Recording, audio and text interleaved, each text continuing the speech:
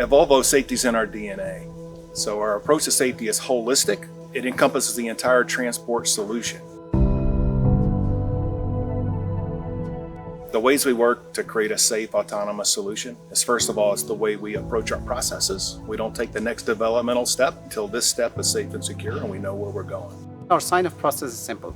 Engineering provides the evidence, internal independent reviews assesses it, and a robust, diverse governance board reviews the risks and confirms that if the requirements have been met.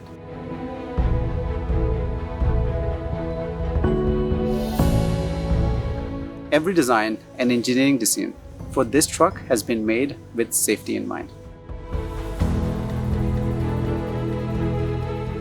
Redundancy is important because when the human driver is not in the vehicle, any failure must be resolved. We designed the whole platform based on standardized vehicle autonomous technology platform, where we put safety design principles in. We're using our decades of manufacturing experience to bring in safe and robust production methods to enable that the quality and the safety is maintained right from the start in the production plant.